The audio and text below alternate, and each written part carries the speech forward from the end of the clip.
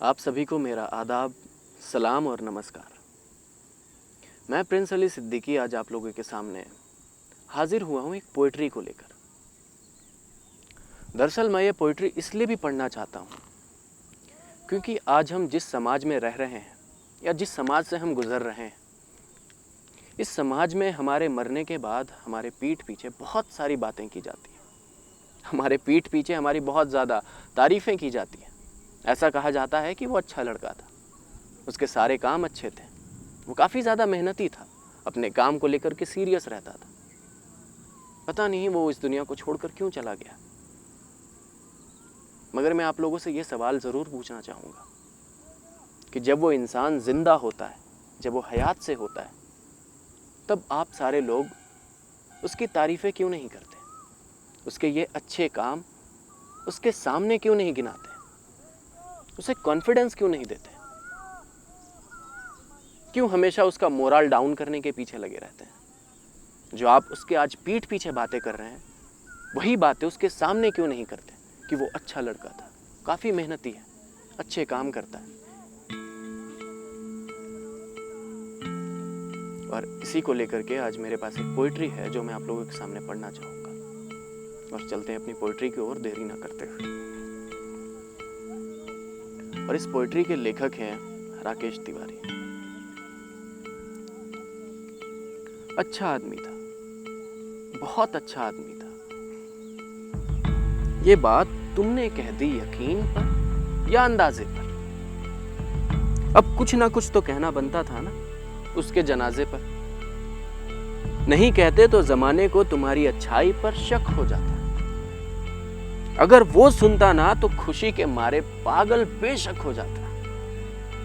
खैर ये बताओ कि अच्छा ही था तो अच्छेपन का हिसाब क्यों नहीं दिया? हफ्ते भर से कुछ पूछ तो रहा था ना वो।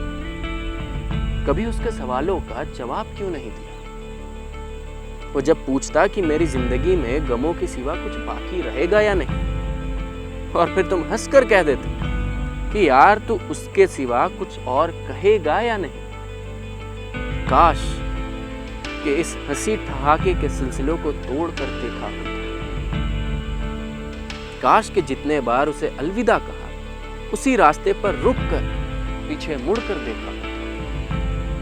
तो जानते कि तुमसे मिलने के बाद वो कभी घर नहीं गया था। उसके चेहरे से नाराजगी का असर नहीं गया था। वही पेड़ के सहारे सड़क के किनारे बैठ जाया करता था। आते जाते मुसाफिरों से रूठ जाया करता था। तुम जानते थे ना कि वो हम सब से कुछ दिनों से बड़ा अलग अलग सा दूर सा रहता था।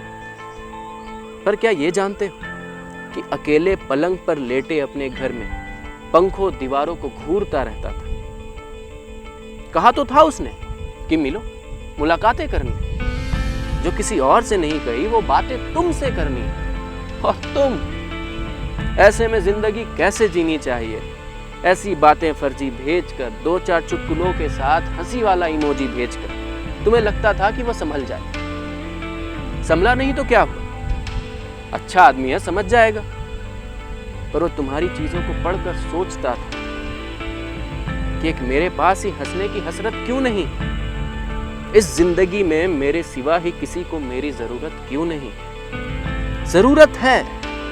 काश कि उसे एहसास दिला दिया होता, बिना वजह गले लगाकर पास बैठा लिया होता। काश के जानते कि हर रोज वो जानबूझकर बिना कुछ खाए बेहोश कैसे हो जाता था। काश कि ये समझते क्यों बोलते बोलते वो खामोश कैसे हो जाता था। काश कि उसके लिए ही उससे लड़ लिया होता, उसके घर की दीवारों से ज्यादा उसकी उस डायरी को पढ़ लिया होता, तो जानते कि उसकी आंखों में कोई सपना नहीं था। उसके अपने बहुत थे पर उसका कोई अपना नहीं था। काश कि हम में से कोई तो उसके घर पर उस वक्त पर पहुंचा होता, तो उसने उस दवाई की शीशी को खोलने से पहले कुछ तो जरूर सोचा होता। काश काश। कहते हैं रिश्ते बांधते हैं ना, तो उसके घर में जंजीर मौजूद थी। जिस मेज पर दवाई की शीशी थी, वहीं माँ पापा की तस्वीर मौजूद थी। पर उस वक्त उसका कोई अपना उसके पास नहीं था। दिल का हर एक दोस्त था तो सही, पर दिल के खास नहीं था। इस बार उसने जिंदगी का रास्ता मौत के जानिब समझा। इस बार उसने चले जाना ही मुनासिब समझा। जाते जाते अपनी जिंदगी से सीखता गया। वो अपने आखिरी खत में लिखता गया कि मेरी मन मर्जी है, मेरे दोस्तों को इसमें शामिल मत करना, वहां जाकर परेशान हो जाऊं इस काबिल मत करना।